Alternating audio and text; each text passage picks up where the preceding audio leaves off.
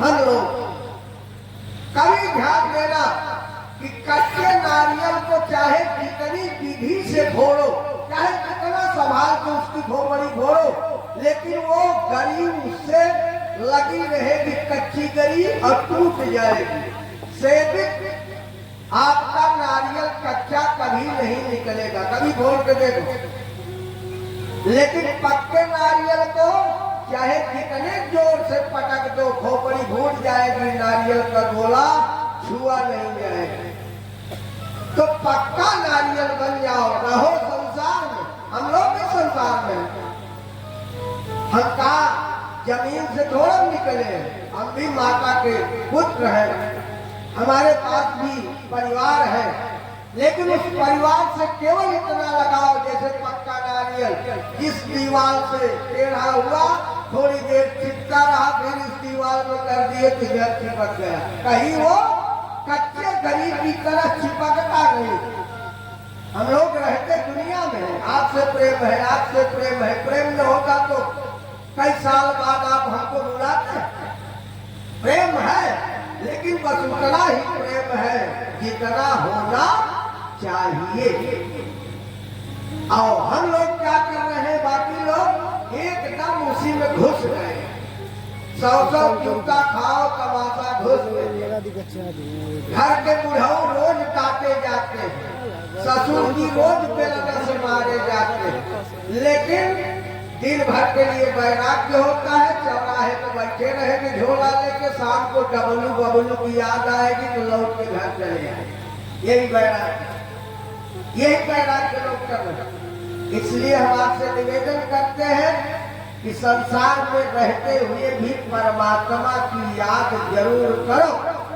हम नहीं कहते हैं कि राम की याद करो, जो तुमको अच्छे लगते हो। इसीलिए हमारे यहाँ तमाम तरह के देवता बनाए गए हैं। जैसे आपके यहाँ भंडारा हो, अब केवल पूरी सब्जी बनी हो, और कोई आ जाए डायबिटीज का मरीज, वो कहे भैया डॉक्टर ने हमको पूरी रोक दिया है। जहाँ तक पहुँच पाएंगे, जितना हनुमान जी सुनेंगे उतना ही हम सुनाएंगे। हम क्या सुनाएंगे, सुनाने वाले भी वही है, सुनने वाले भी वही। हम तो एक प्रतीक बना के बैठा दिए जाते, बाकी सुनना उनको है, सुनाना उनको है, हमको कुछ नहीं करना। इसलिए आइए 2 बार प्रभु नाम संकीर्तन करें, अपने मन वाली कर्म से भगवान के चरणों का आश्रय लें, उन्हीं श्री चरणों में मन को लगाए, जहाँ मुझे शांति मिलेगी। दुनिया में शांति नहीं, इसलिए प्रेम से बोलेंगे, ताली बजा के बोलेंगे सभी लोग। हरि भजने महाराज जी, अर्थी पर्थी मार के बैठो, कैसे जवान हो, 65 के है, अर्थी पर्थी मारो। एक बार गोड़ ऐसे खड़ा है, एक बार गोड़ ऐसे में है, नौटंकी खड़े होके देखी जाती है, और कथा आसन पे बैठ के सुना जाता है। नया फैशन है कुर्सी वाला, ध्यान से सुनना। एक डिब्बा खाली है, एक डिब्बा भरा हुआ है।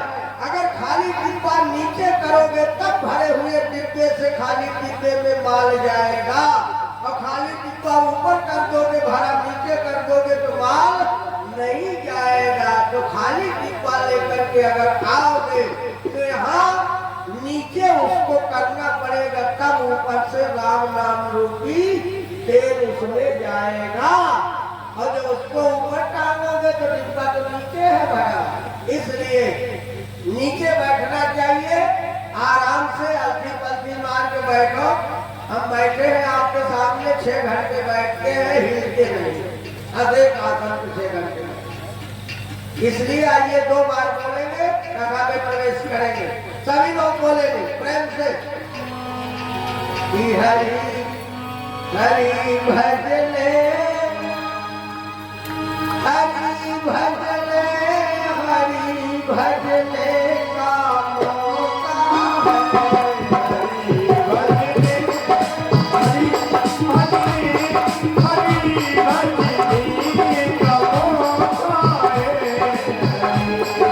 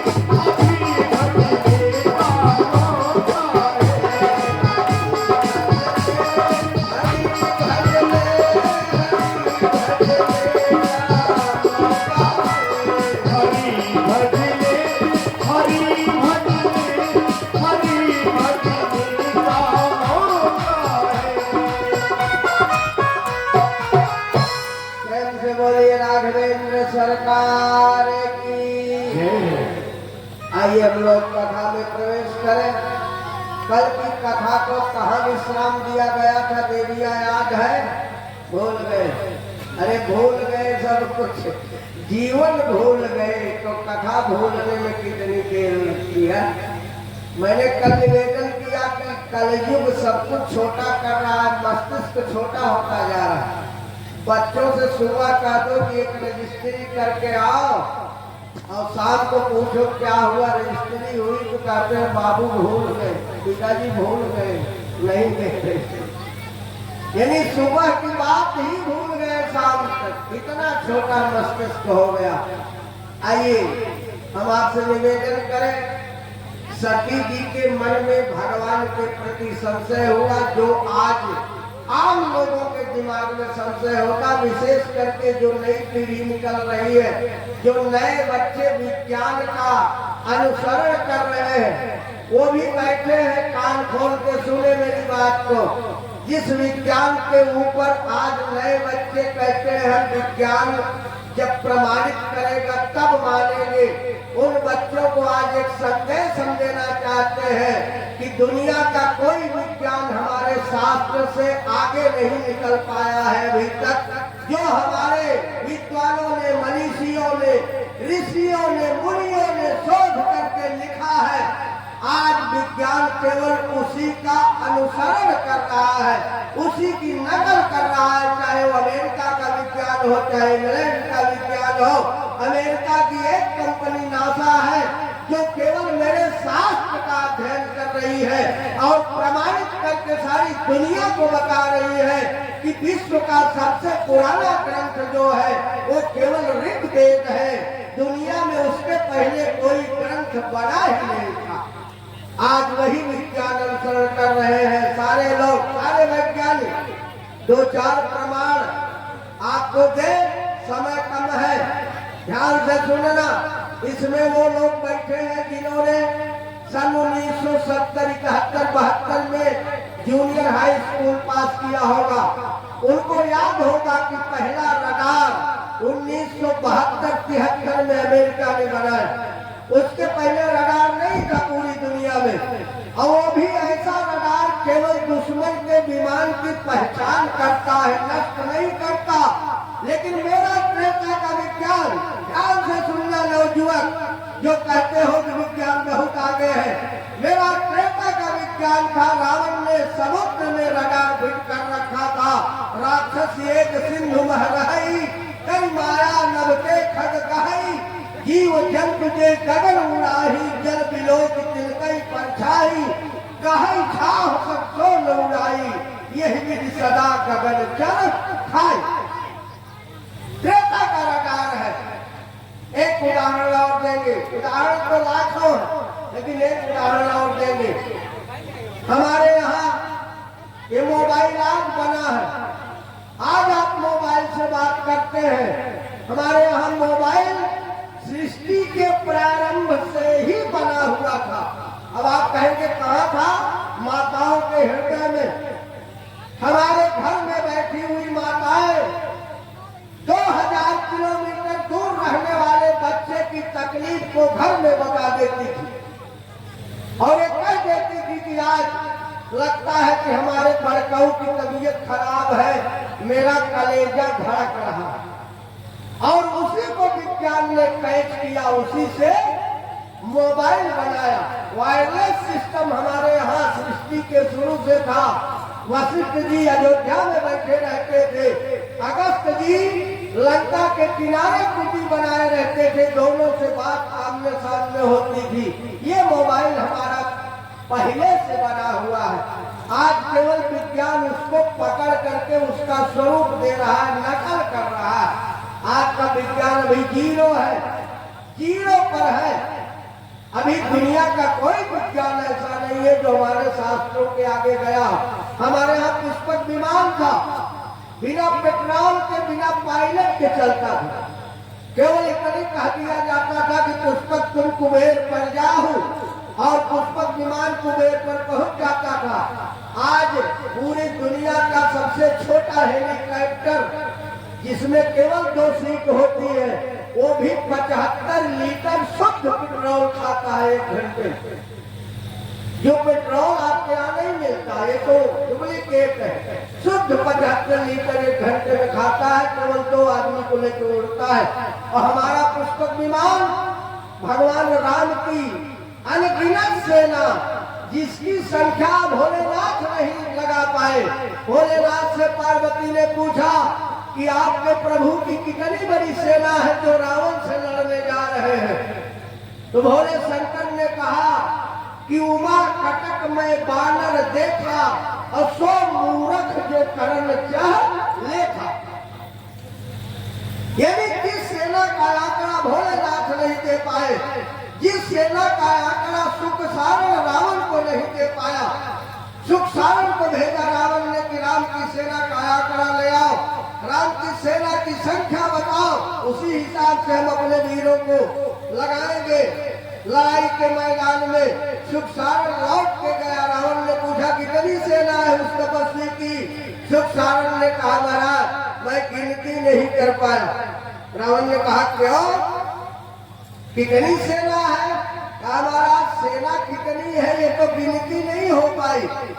तो कहा फिर कुछ तो गिना होगा। कहा महाराज बंदर कभी गिने नहीं जा सकते।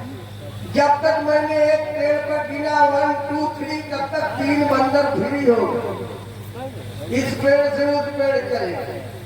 न तो बंदर को गिना जा सकता है, न मेढक को तोड़ा जा सकता है। आप तराजू पे रखे 10 मेढक, तब तक 2 कूद गए जब तक अगला। तो जिस राम की सेना की गणना नहीं हो पाई, असंख्य सेना गई थी, उस राम की सेना को पुष्पक विमान में चढ़ने के बाद भी एक सीट खाली थी। ये था पुष्पक विमान। है कोई आपके पास कोई गाड़ी विज्ञान की 20 लोग बैठते जाए, एक सीट निकलती आओ? अभी तक कुछ नहीं। अभी तक तैयारी में विज्ञान वाले जुटे हैं कि रिमोट की गाड़ी बनाई जाए, लेकिन अभी तक धरती पर विज्ञान ऐसा आविष्कार नहीं कर पाया है। तो हम निवेदन कर रहे थे आपसे कि हमारा शास्त्र विश्व का सबसे ऊंचा शास्त्र है और इसी को नष्ट करने के लिए आपके ही राज्य बिहार में उस बड़े से संग्रहालय को जलवा दिया गया, जिसकी कहानी आप लोग जानते हैं। केवल इसलिए कि हमारे शास्त्र को नष्ट करना चाहता है पूरा विश्व। और जबकि मोहम्मद इकबाल ने 2 पंक्तियां लिखी, आप लोग सुने होंगे। मोहम्मद इकबाल मुसलमान लेखक, उसने लिखा कि कुछ बात है कि हस्ती मिटती नहीं हमारी, दुश्मन रहा है सारा दौरे जहां हमारा। सारे जहां से अच्छा हिंदुस्तान हमारा भारत भूमि है। यहाँ राम पैदा होते हैं, यहाँ कृष्ण पैदा होते हैं। दुनिया की कोई भूमि नहीं है जहाँ भगवान का अवतार हुआ हो। मनु महाराज ने तपस्या किया, राम जी ने वरदान दिया नैमिषारण्य में कि हम तुम्हारे पुत्र होकर आएंगे, लेकिन एक शर्त रख दिया।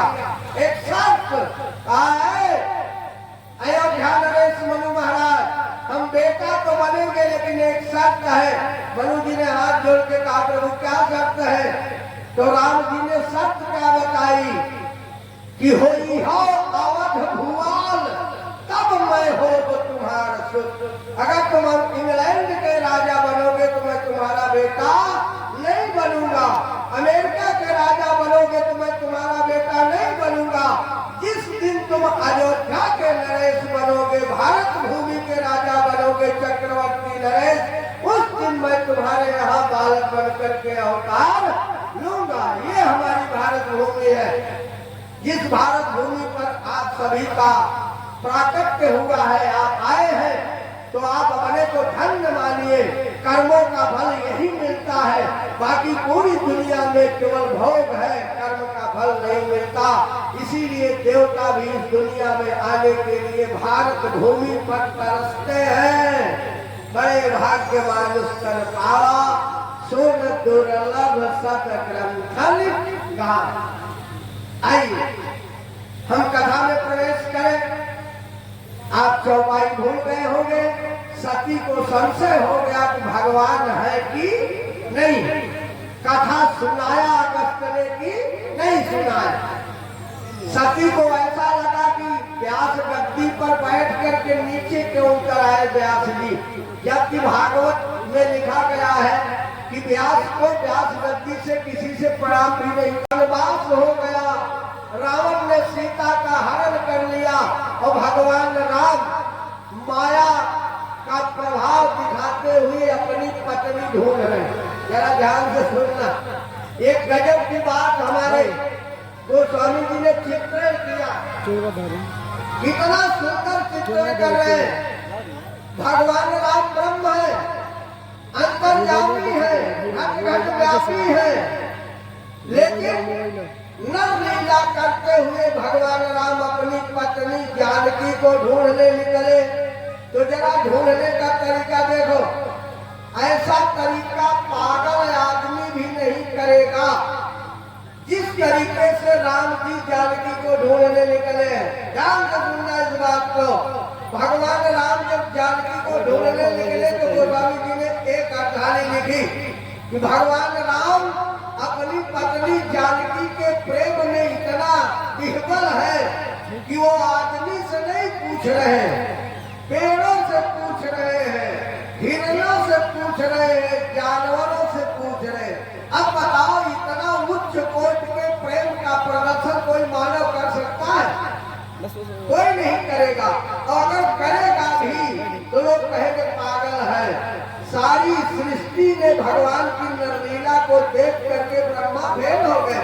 ब्रह्मा भी आकाश से देखने लगे, अरे ये कौन सी नरलीला है। भगवान जानकी को ढूंढ रहे। गोस्वामी जी लिखते हैं भगवान रोते हुए कहते हैं कि हे खग हे मृग, ये नरलीला है, उच्च कोटि की नरलीला। हे खग हे मृग मधुकर श्रेणी और तुम देखी सीता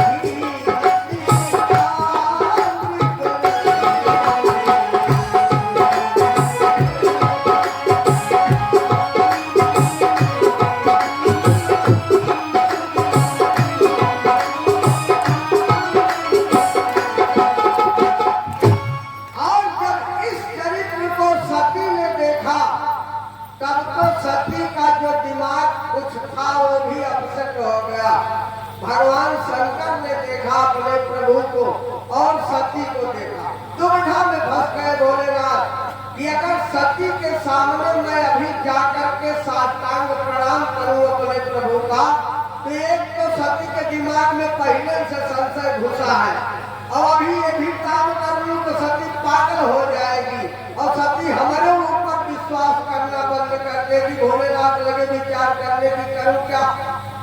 भगवान सामने है, हमारे प्रभु सामने है और मैं उनको प्रणाम भी नहीं कर सकता हूँ।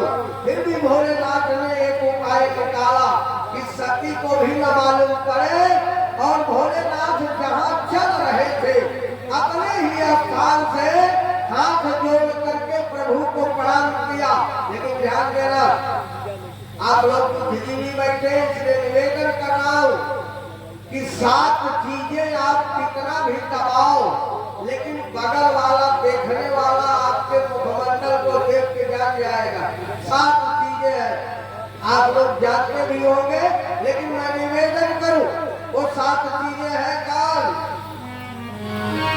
कि खैर खून नोट कर रहा है, इसको सूत्र दिया है कवियों ने।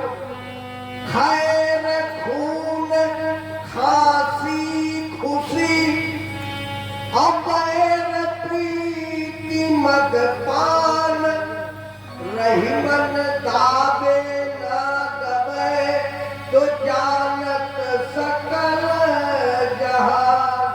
ये सात चीजें आप कितना भी दबाओ लेकिन बगल वाले जरूर जान जाएंगे कि आपके मन में कोई खुशी आ गई। आप पान खाए हैं, आप मदिरा पान किए हैं, बगल वाले जान जाएंगे। सती ने भगवान के चेहरे को देखा शंकर के, तो जो चेहरा पैदल चलते चलते थक गया था वो चेहरा बिल्कुल प्रफुल्लित हो गया। जब दर्शन किया राम जी का तो सती को लगा कि कोई मामला तो जरूर है।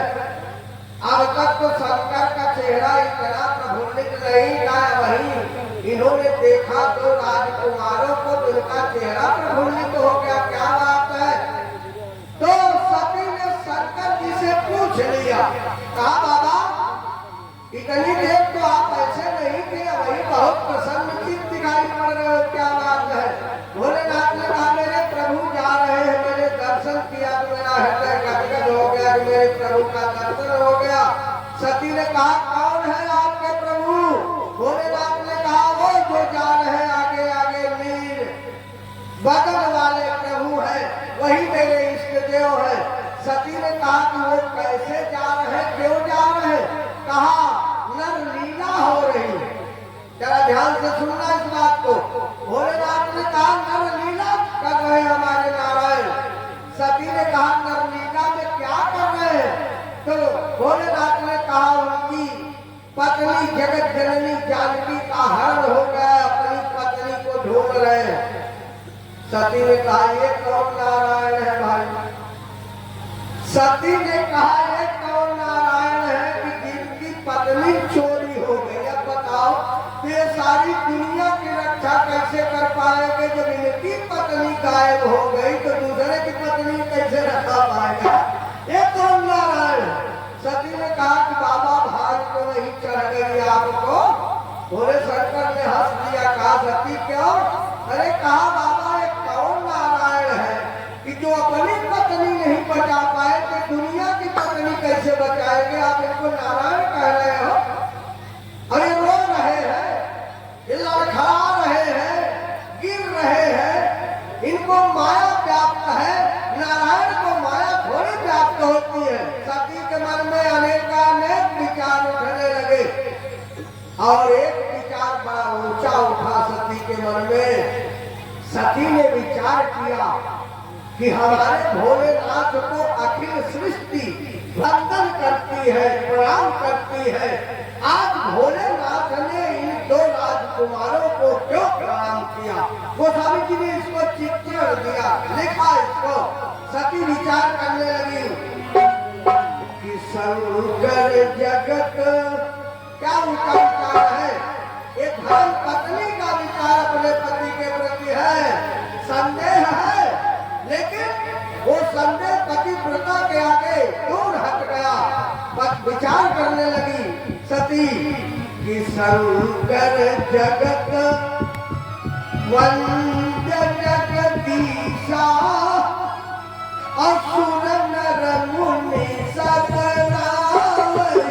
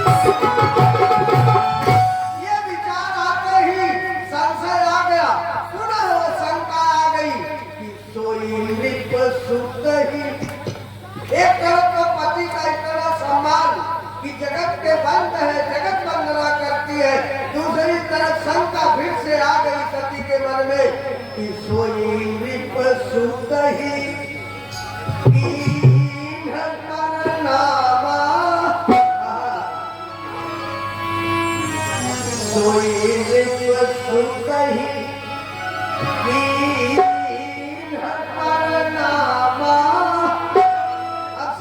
विचार करते हैं कि शंकर हमारे प्रभु जी जगत की वंदना के पात्र है, संसार वंदना करता है।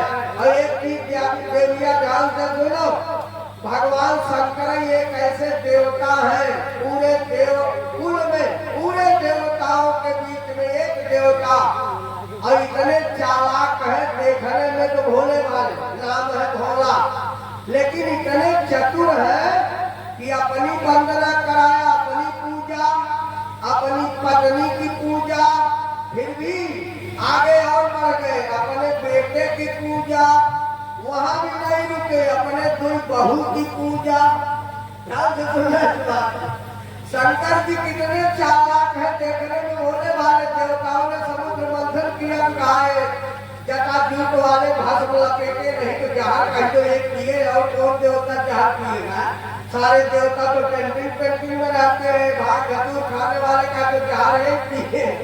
तो देवताओं ने तो समझा कि बड़े भोले भाले हैं, लेकिन वाले हमारे देवाधिदेव भोलेनाथ अपनी पूजा कराया, अपनी पत्नी की पूजा कराया, अपने बेटे गणेश की पूजा कराया, और अपनी दो बहुएं रिद्धि सिद्धि की पूजा कराए। यहाँ तक नहीं रुके भोलेनाथ, और नीचे चले आए, अपने नातियों को पूजा करा दिया।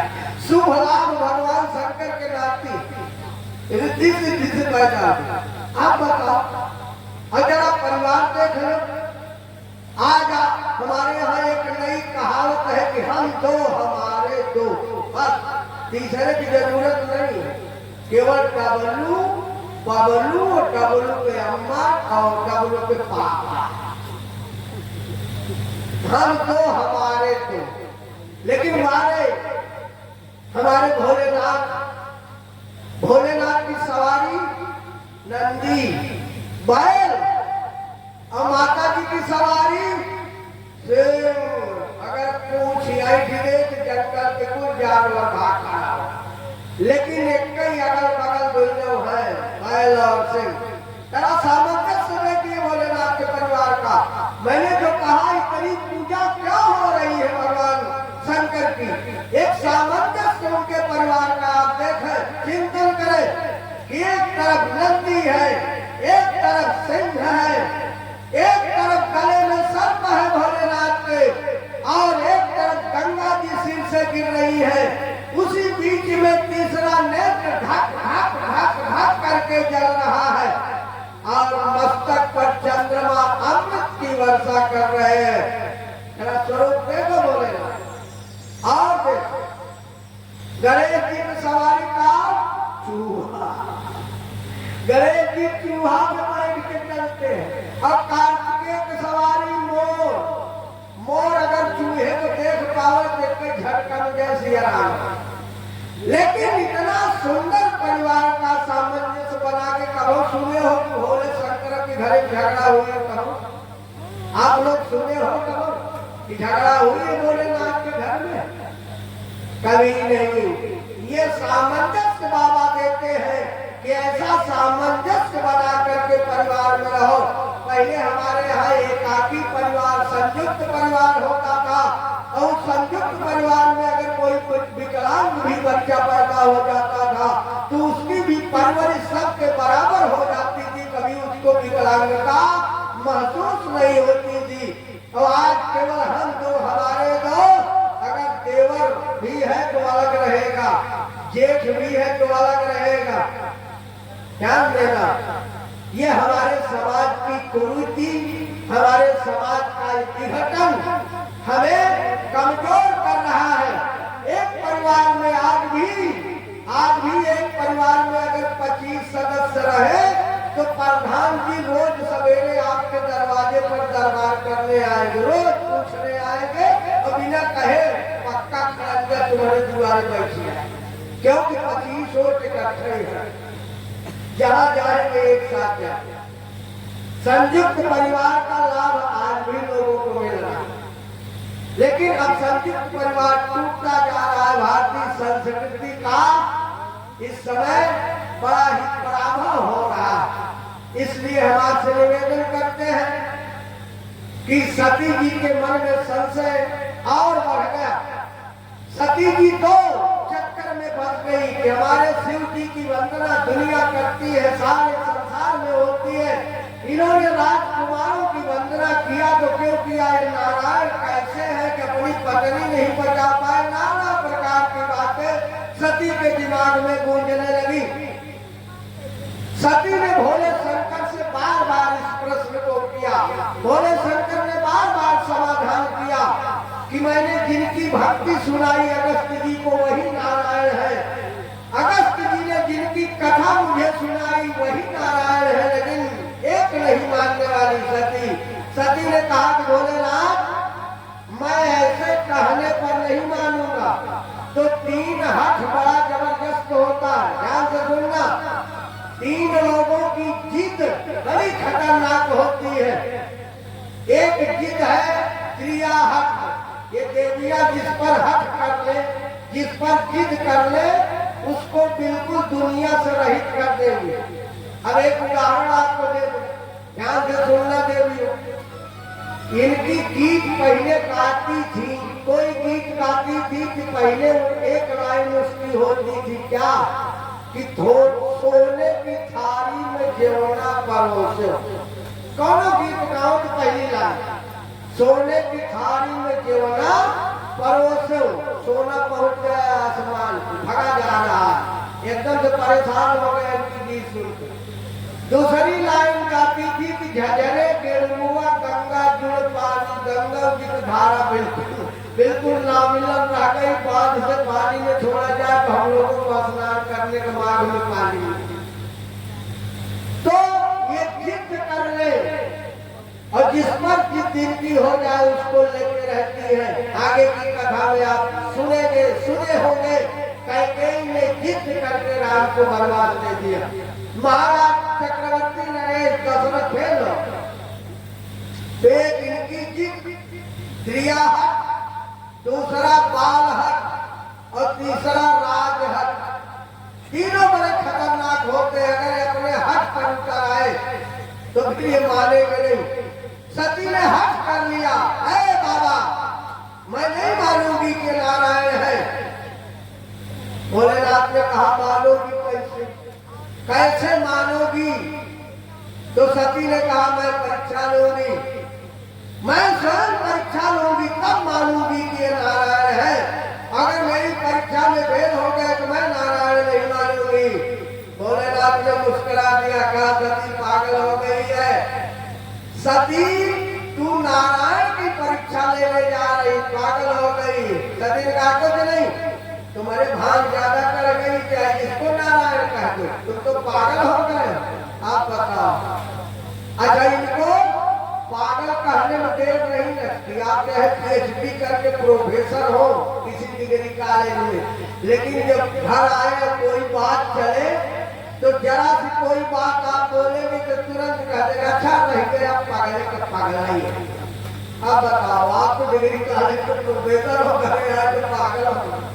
अब जबकि उन्हीं की बदौलत, इसकी पति देव की बदौलत इनको का अच्छा न आता हो, लेकिन अगर इनके पति देव बढ़िया विद्वान है तो इनका अपने आप पंडिताइन लोग कहना शुरू कर, जबकि आता नहीं एक है, लेकिन पंडिताइन बन गए। पति डॉक्टर है बिना डिग्री के डॉक्टराइन बन गई, पति मास्टर है बिना डिग्री के मास्टराइन बन गई। सारी डिग्री बिना पढ़े लिखे इनको मिलती, लेकिन फिर भी ये पति देव को पागल जरूर कहते थे। गोस्वामी जी से पूछा गया तो बाबा इस धरती पर पतियों की क्या स्थिति है, पुरुषों की क्या स्थिति है? तो गोस्वामी जी हंसे बड़े जोर से, क्योंकि अपना भोग के लौटे थे, लाश पर बैठ करके पार किया था नदी रत्नावली से मिलने गए थे। तो जो भुक्त भोगी है वो कितना सुंदर अनुभव लिखता है। गोस्वामी जी ने अपना अनुभव लिखा कि आजकल पुरुषों की क्या स्थिति है घर में। ध्यान से सुनना, ये एक भी नहीं, पूरे पुरुषों की स्थिति गोस्वामी जी ने लिखा। अब आज सुंदर अनुभव दिया, कहा कि है संतों, अरे नारी भी बस, सब आप सुनिए, मैंने आप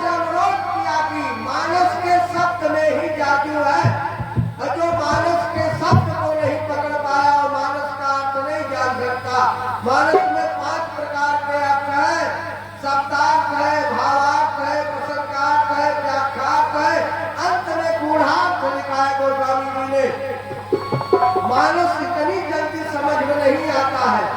गोस्वामी जी लिख रहे हैं कि नारी विवश, विवश नारी के बस में पति नहीं है, विवश है। वि माने विशेष, बस माने बस, विशेष बस में है।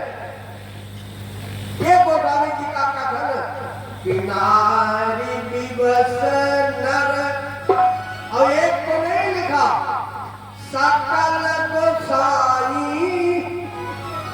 तो सबको ने कहा तो स्थिति क्या है पुरुषों की, तो आगे की लाइन में प्रमाणित किया कि नाचत नट बर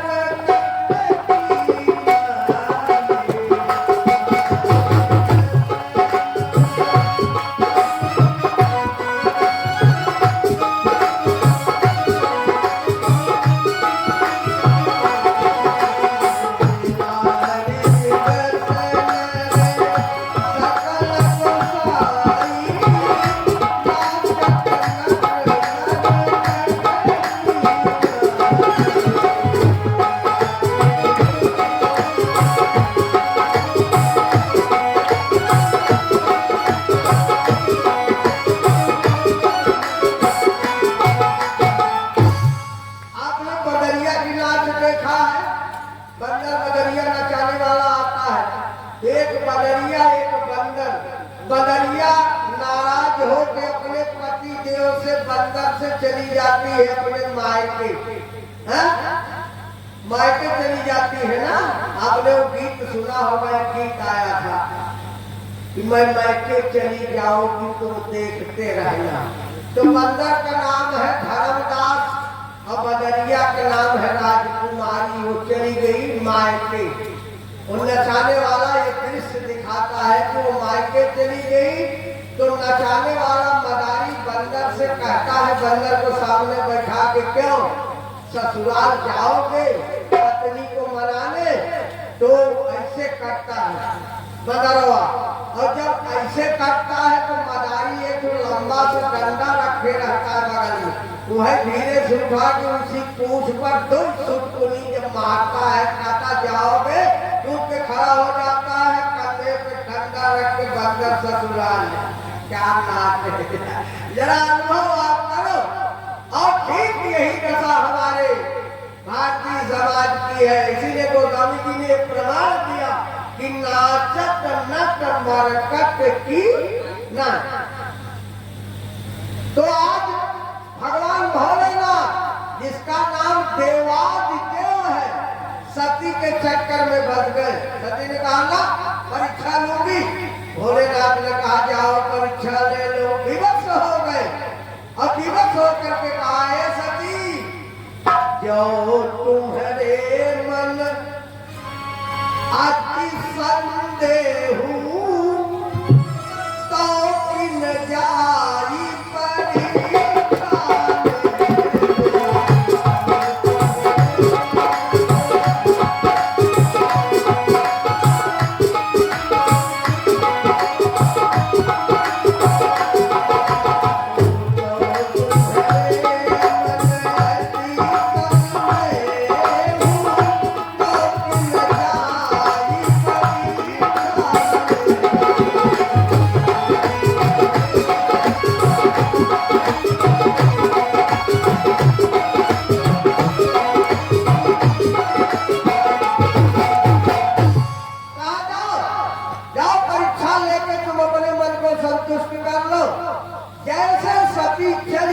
तो सती घूम गई।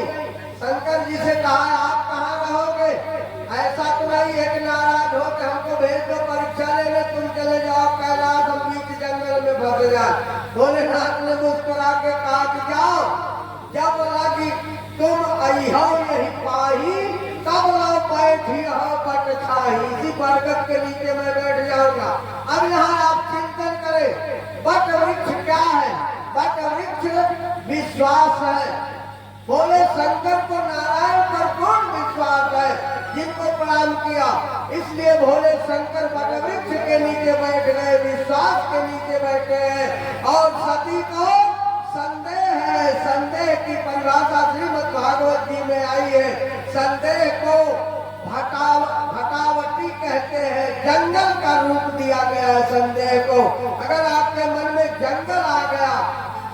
संदेह आ गया तो आप उसी में भ्रमित होते रहेंगे। और भोलेनाथ विश्वास के नीचे बैठ गए हैं, उनको भ्रमित होने की कोई जरूरत नहीं है। बैठ गए वट वृक्ष के नीचे, पार्वती सती चली और जैसे सती 2 कदम चली तो भोलेनाथ ने बुलाया, है सती सुन के जाओ। सती घूम पड़ी। सती ने कहा बताओ बाबा अब क्या बाकी है। भोलेनाथ ने कहा सती बहुत ध्यान से सुनना, तुम किसकी परीक्षा लेने जा रही हो? नारायण की। कहीं ऐसा न हो कि तुम ही फेल हो जाओ और नारायण पास हो जाए, एग्जामिन बेटर दाइन एग्जामिनर हो जाए, परीक्षा से अच्छा परीक्षार्थी हो जाए। इस बात को ध्यान करके जाना सती। सती ने कहा तो क्या करूं, कौन सा प्रश्न पत्र बनाऊं, कौन सा पेपर बनाऊं कि जिससे परीक्षा लूं? तो भोलेनाथ ने पेपर की एक रूपरेखा सती को बताया। और ध्यान से सुनना, मानस बड़ी गजब की कथा।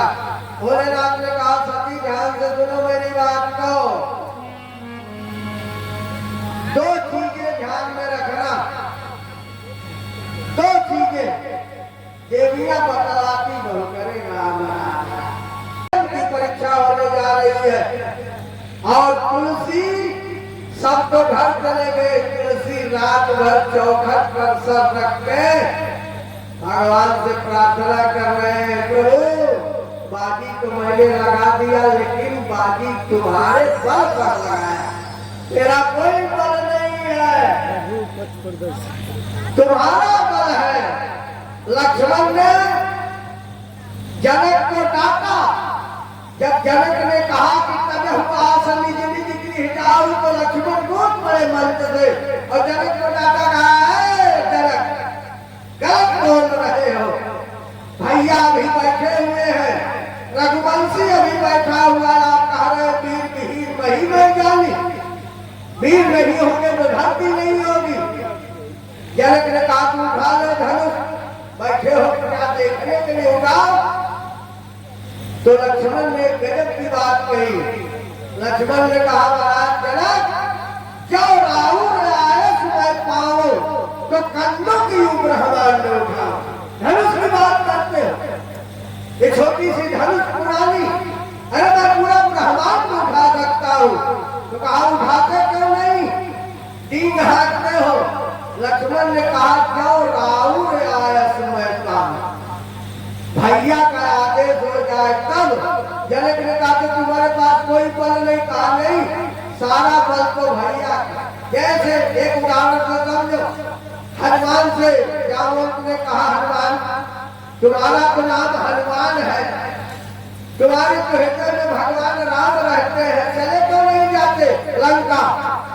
तो हनुमान ने हंस के कहा ऐ दादा जामवंत, किसी कोठरी में अगर सीमेंट भरा गया हो तो कोठरी सीमेंट नहीं होगी, कोठरी में सीमेंट होगा। ध्यान से सुनना इस बात, समझना।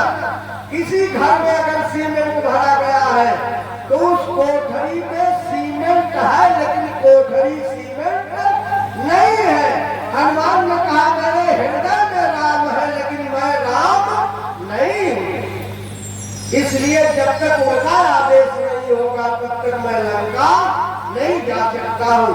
तो मैं आपसे अनुरोध कर रहा था, बड़ी अच्छी बात, तुलसी ने जिद कर ली और माथा रख दिया चौखट पर और माथा रख के बुलाया मर्यादा पुरुषोत्तम को, आए प्रभु आज मेरी मर्यादा नहीं तुम्हारी मर्यादा बसी है, अगर तुम नहीं सवेरे विराजमान होगे इस मंदिर में तो सारी दुनिया कहेगी कि तुलसी भगवान की भक्ति नहीं करते, राम तुलसी को अपना भक्त नहीं मानते, तो लाज आपकी जाएगी मेरी नहीं जाएगी। और तुलसी ने प्रार्थना किया, आए हे श्री राम की अर्जी हमारी, मैं केवल आपसे निवेदन कर रहा हूं, अर्जी हमारी पीछे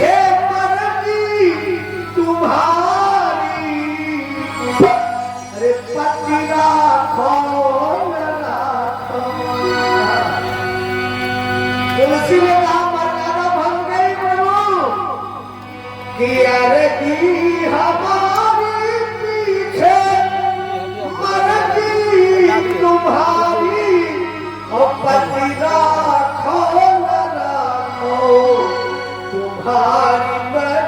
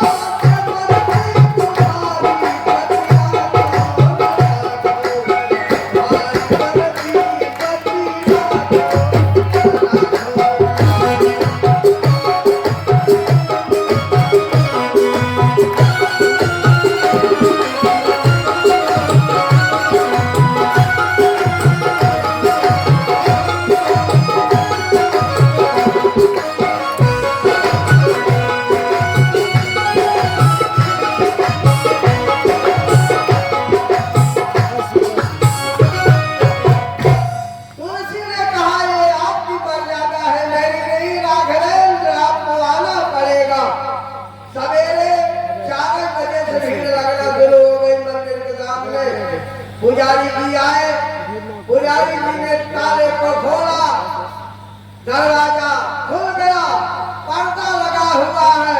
तुलसी ने चैलेंज कर दिया भगवान को। तुलसी ने कहा है राघव, कहा ध्यान से सुनना प्रभु,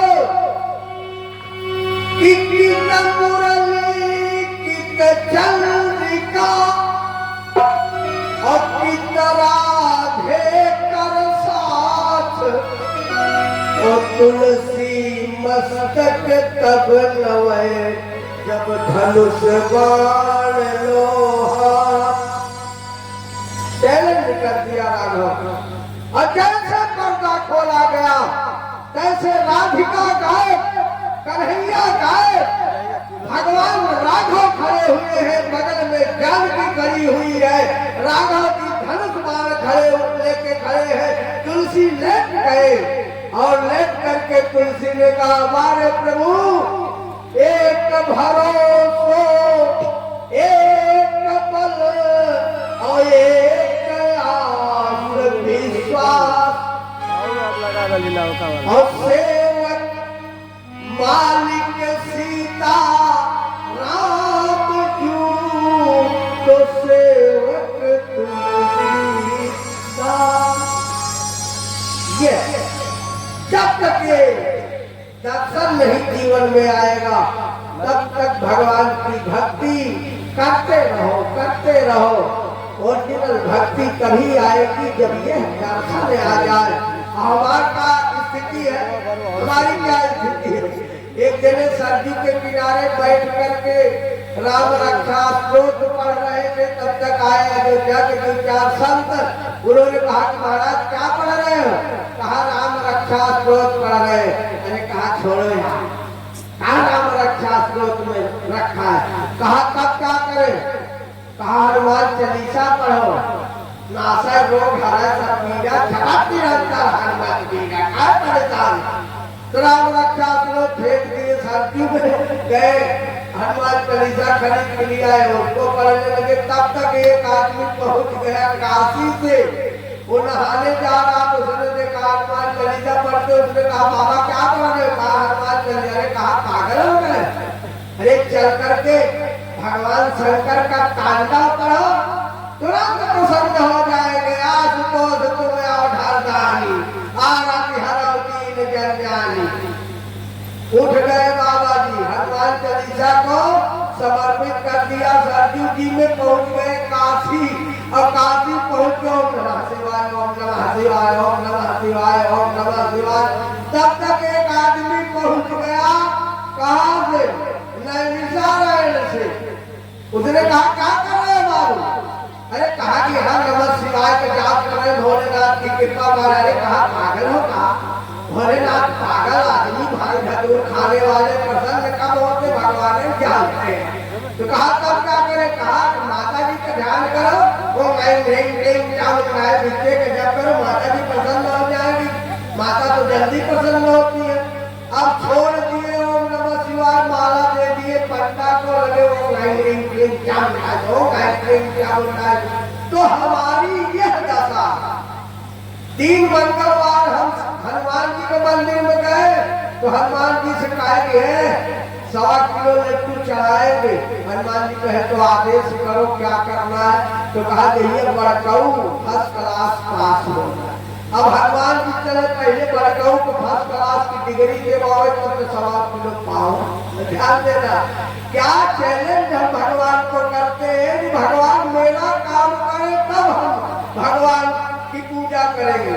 एक सज्जन आए परिक्रमा करने कामतानाथ की, नया चप्पल खरीद के आए थे, उतार दिए चले गए, परिक्रमा में लौट के आए तो चप्पल किसी ने पहन लिया तो गायब हो गया।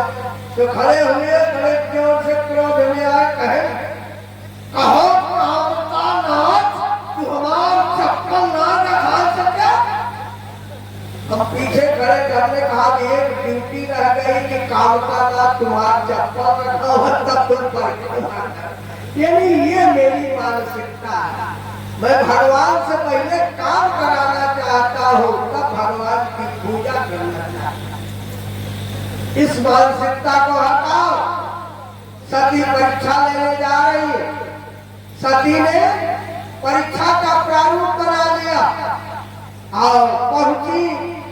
इधर भगवान लीला में मस्त है, उधर सामने सीता का वेश बना के रास्ते में चलने लगे। लक्ष्मण की निगाह पड़ गई।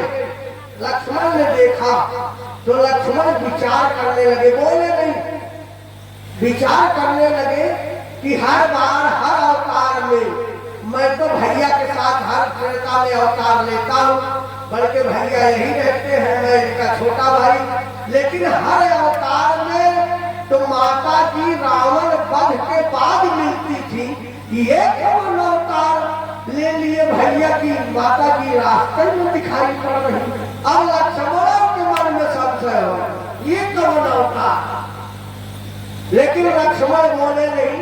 राम जी की निगाह जब पहुंची तो राम जी धीरे से मुस्कुराए, लक्ष्मण से कहे तुम हमको छोड़ो, थोड़ा हम तेज चलेंगे।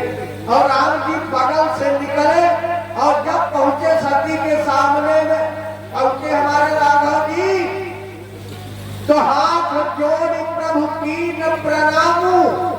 इतना ही नहीं किया, पिता समेत लीन निज नामू। भगवान ने सती के सामने हाथ जोड़ के कहा मैं दशरथ नंदन आपको प्रणाम करता हूँ माता जी।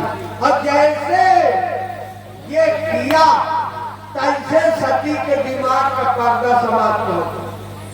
सती फेल हो गई। और जब सती फेल हो गई तो सती के मुंह से न तो आशीर्वाद निकला न कुछ बोल पाई। सती जी चुप। भगवान ने तुरंत एक प्रश्न कर लिया कि माता जी अकेली जंगल में क्यों टहल रही हो, पिताजी कहाँ है? अब ले हो मामला बदल गया। जब कहा पिताजी कहाँ है तो सती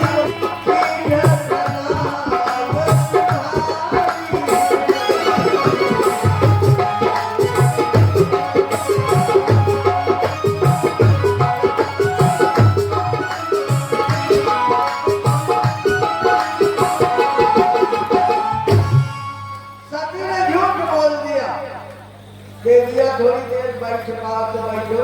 अब 1 घंटा 1.5 घंटा में कितनी कथा सुनो।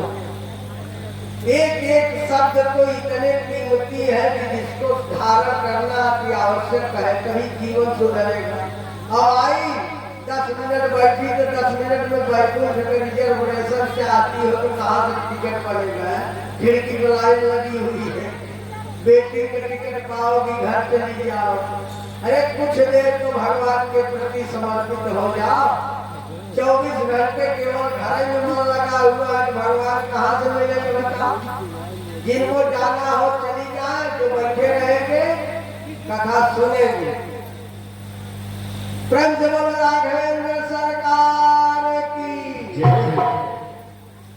हमारी कोशिश है कि कल शिव जी का विवाह कराया जाए।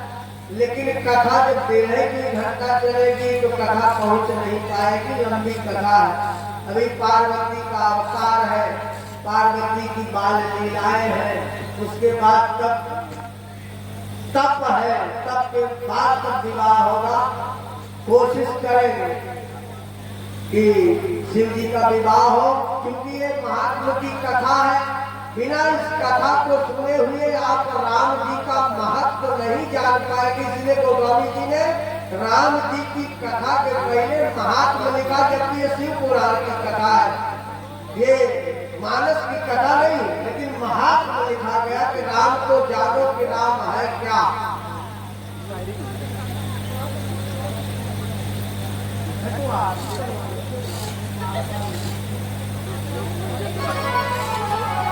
भैया कष्ट तो मुझे बहुत है, इसलिए तो मैं जब बैठता हूँ व्यासपीठ पर तो 3 घंटे पहले हमको आना नहीं है, लेकिन मजबूरी है कि आदेश का पालन करना पड़ेगा। कमेटी का आदेश है कि जल्दी आरती कराओ, सब चले सोने। जो सुख सोने में है वो दुनिया के किसी कोट में नहीं।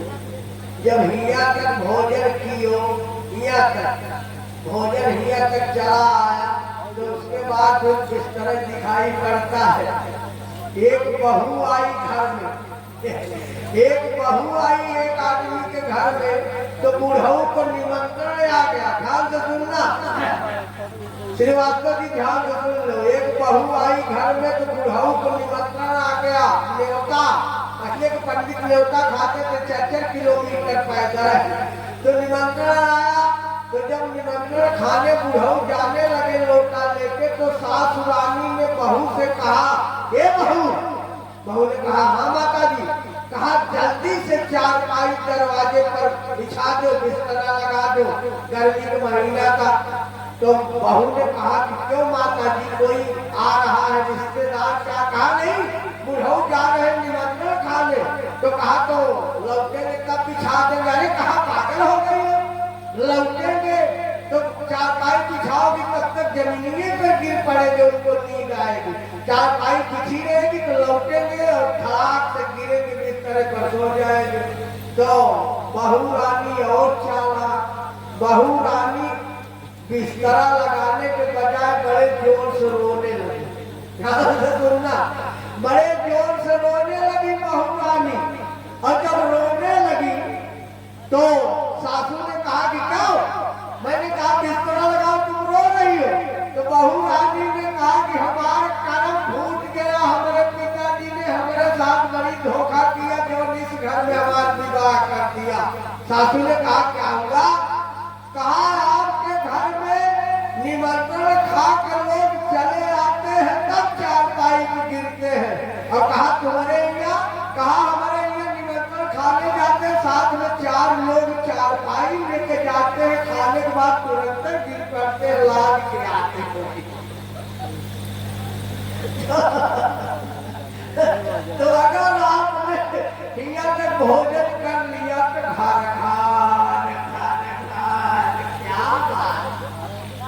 तो अगर ये ढंग है तो भगवान इतनी जल्दी थोड़े आएंगे कि तुम्हारे घर से उठ के आए। बड़ी तपस्या होती तब प्रभु आते हैं। आइए हम लोग अपने कथा को विश्राम की तरफ ले चले और आरती कराते, चूंकि आदेश हो रहा है नहीं। अरे भैया आदेशों नहीं तो बंदों नहीं करेंगे, क्या करेंगे बता? अच्छा नींद इनको आ रही। जहर होते कि यूं फरमाते हैं पीना हो। क्या बात है, जरा कमेटी की बात सुने जानते। एक उर्दू की शेर है कि जहर होते कि यूं फरमाते हैं कि पीना होगा, और जहर पीते हैं तब कहते हैं कि जीना हो। एक तरफ करे आरती कराओ, दूसरी तरफ आ जाओ। 5 मिनट में बहुत बड़ी गलती की।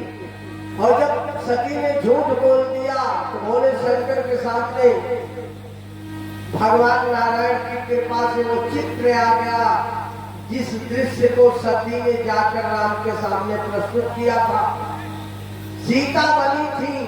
जब भोलेनाथ ने देखा ध्यान करके कि सती ने सीता का स्वरूप धारण कर लिया, तो भोलेनाथ के मन में तुरंत एक भाव जगा कि यदि मैं अब सती को अपनी पत्नी मानता हूँ तो मेरा धर्म नष्ट हो जाएगा, क्योंकि राम जी को मैं पिता मानता हूँ और सती जी ने सीता जी का रूप धारण किया है, माँ बन गई है, इसलिए पत्नी का दर्जा समाप्त हो गया।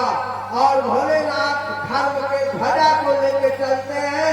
भोलेनाथ धर्म स्वरूप है, इसलिए भोलेनाथ ने सती को तो डांटा नहीं, मारा नहीं, कुछ कहा नहीं, लेकिन मन में एक प्रतिज्ञा करते हैं, मन में, बाहर नहीं।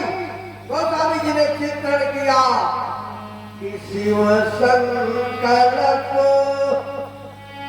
कीन मन माही, यह तन सती भे